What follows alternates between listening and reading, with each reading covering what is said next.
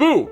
I know, today we've got another one of those spooky videos planned. Anyway, how's it going guys, it's Nate here. And the world of Fallout 4, despite taking place on our very own Earth, can feel like a very unfamiliar and even exotic place at times. Atomic fire, a broken evolutionary process, corrupt factions, and over 200 years for it all to come together have quite literally changed everything.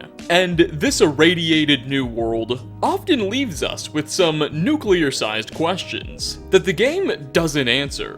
The Fallout franchise seems to revel in leaving players scratching their heads in curiosity at a number of unexplained events and phenomenons. From grand, world-changing themes like the existence of aliens, to tinier, less significant inquiries like how a certain food is prepared, it seems like there's always another enigma to puzzle players. And today, I'd like to analyze a few more.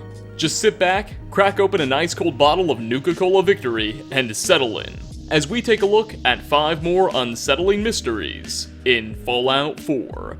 Part 5-ish, I think.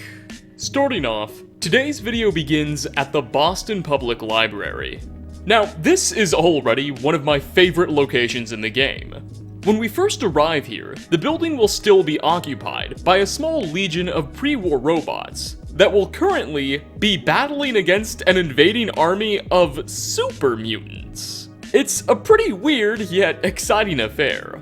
However, the mystery that I want to hone in on has little to do with what's going on inside the library itself. Instead, we're interested in what's on top of it. You see, if the player uses a jetpack power armor modification, it's possible to reach the building's roof.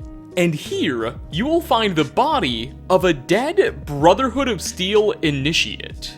In his inventory will be missiles, a missile launcher, and some other leveled Brotherhood loot. At first, this corpse may not seem all that out of place. Maybe the dude fell out of a vertibird or climbed up here to do some recon and just had a heart attack or something. But the thing is, this dude's body will be up here from the start of the game, well before the Brotherhood of Steel actually arrives in force to the Commonwealth. Prior to the arrival of the Pridwin at the end of the game's first act, the Brotherhood should have next to no presence at all in Boston. So, how did one of their agents end up dead on some roof in the area before then? Well, we do know from a few Brotherhood-associated quests that in the years before coming to Massachusetts with the Pridwin and whatnot, the faction did send in 2 recon parties to scout the area, a couple years apart. And neither of those expeditions ended very well. The first recon team, sent in around 7 years prior to the events of Fallout 4, just totally disappeared and went completely MIA a few days into their journey, never to be heard from again. The second squadron arrived 4 years later, and that team suffered a similar fate, pretty much going dark a few days after arriving too. So it's possible that this dead initiate could have some connection to one of those previous expeditions.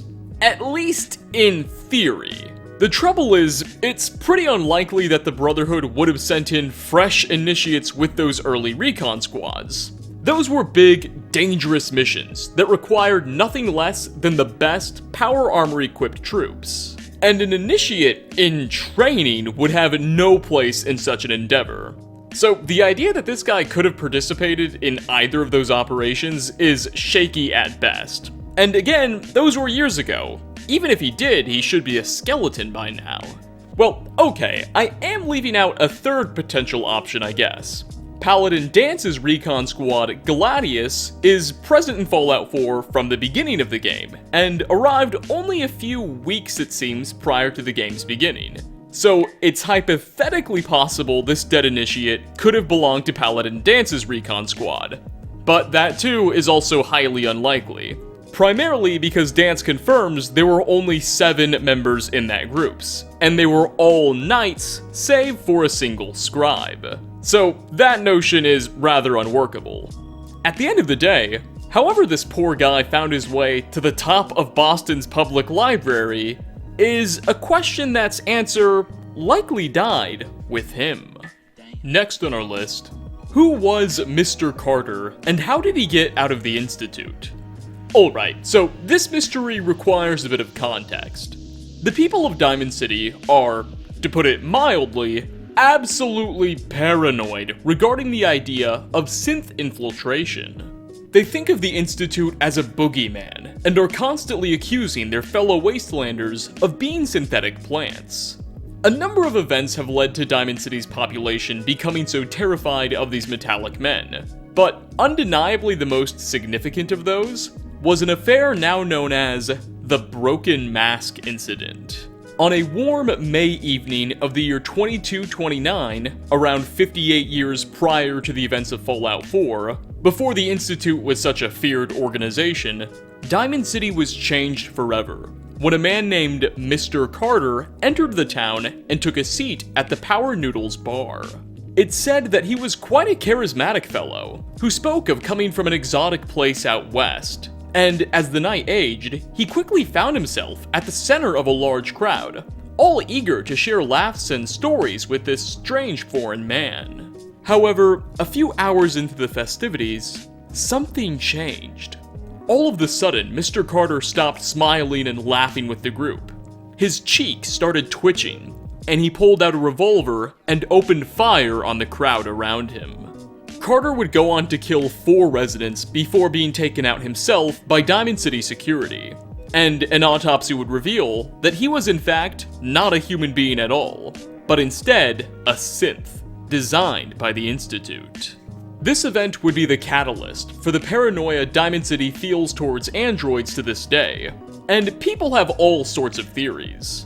Some citizens believe that Mr. Carter was a part of an Institute combat test. Others allege that he was a spy which malfunctioned.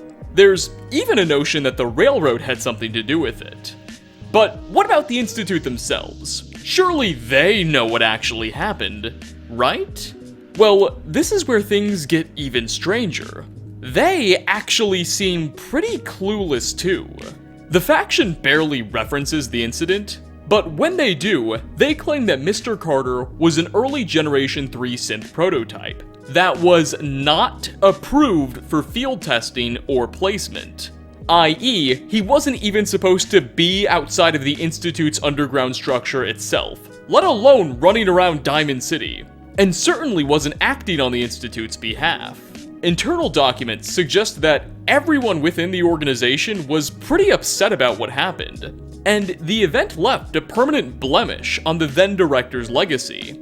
But at the end of the day, the Institute seems just as baffled as everyone else. How did Mr. Carter somehow find himself out and about in the wasteland when he wasn't approved for such exposure?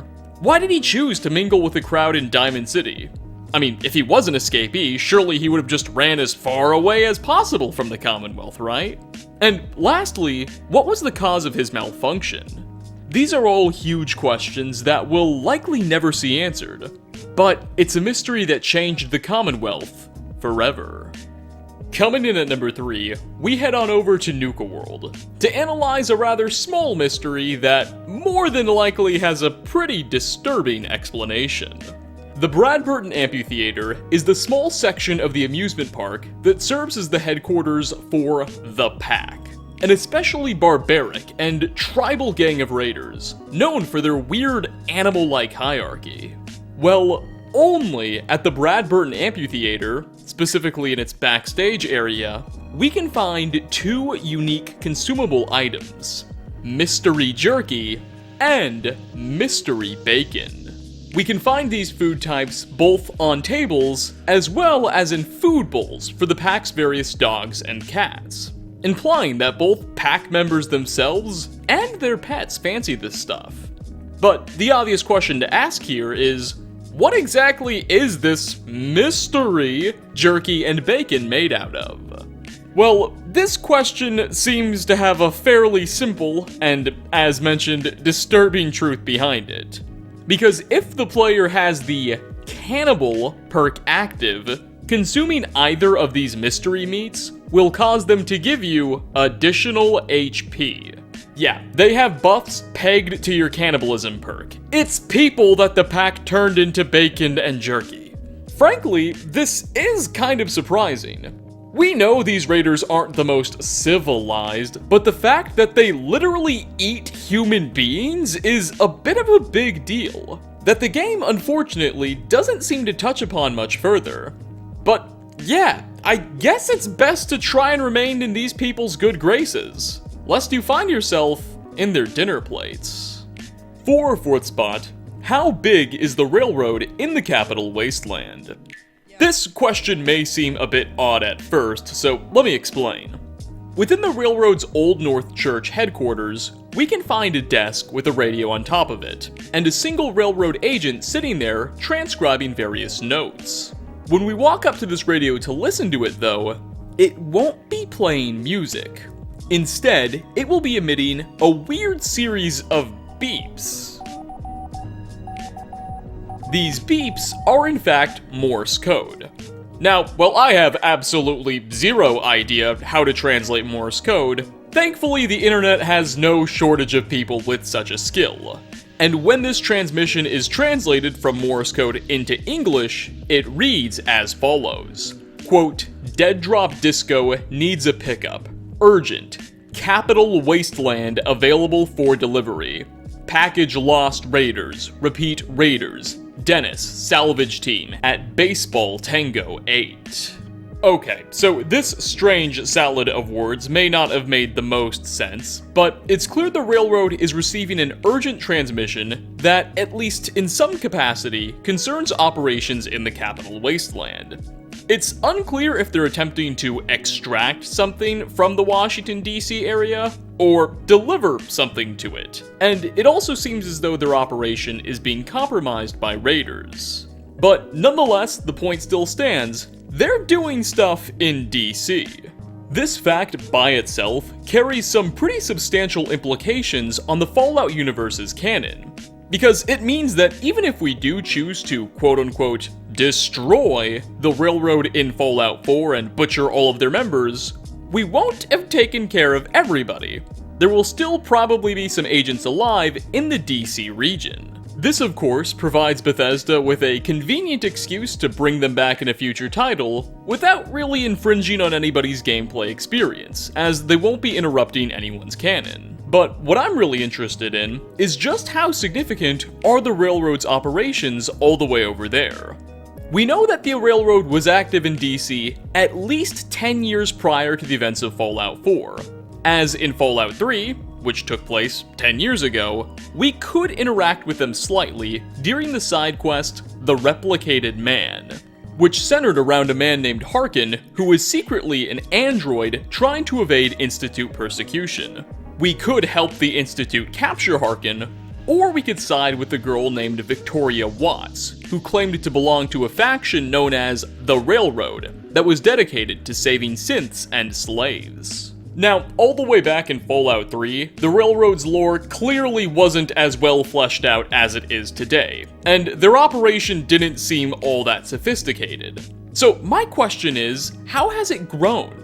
Do they have multiple bases, multiple agents? What exactly are they doing over there now since all this time has passed? It's worth pointing out that during the Replicated Man quest, the Institute member we would interact with the most was a man named Dr. Zimmer. In Fallout 4's Institute SRB, we can find a terminal that suggests Dr. Zimmer is still alive and well, doing missions far away from the Commonwealth. Is it possible that he's still in DC, perhaps battling against the Railroad? I, and frankly everyone within the community, am pretty unsure. But nonetheless, it's quite exciting to speculate. And finally, last on our list, what the heck is in Deezer's lemonade? Alright, so this is a much less serious mystery than most of what this video's been focused on, but it all starts at the town of Covenant. Covenant is a strange settlement in the Commonwealth's northeastern region. It's got a sort of pre-war vibe to it, with some impressive defenses that make it stand out as one of the most unique places on the map, and has made it the subject of much discussion on this channel. And arguably Covenant's most notable citizen is its resident Mr. Handybot, Deezer, who does virtually nothing at all but sell, and apparently make, a strange beverage that he calls his lemonade. The problem is that, as many companions may note when passing by, and that even Deezer seems to admit, lemons are extinct by the time Fallout 4 takes place. They literally don't exist anymore. So, what's Deezer's drink made out of? Well, he won't say. If you bring a follower with you when purchasing some, they may ask Deezer what's in it, and he'll claim it's made from, quote, 4 of the finest ingredients, but intentionally not say what those ingredients are. Followers may comment on the lemonade tasting pretty horrible, so it's safe to assume that it's not very sweet or anything like genuine lemonade at all, but again, we're clueless. Some have floated the idea that maybe it's just human waste, which looks like lemonade. But I find that rather unlikely, seeing as it does really restore HP when consumed, and many of Covenant's own residents do seem super fond of this stuff, so it's probably at least edible. The whole ordeal of being accosted to buy lemonade from this weird British robot in this weird town initially struck me as pretty freaky, if I'm being honest. I remember during my first playthrough, and I think this will resonate with a lot of people, thinking that the lemonade would cause me to black out or something after I drank it, and my character would awake in some strange prison. But that's not the case. It doesn't seem to do anything at all that's harmful.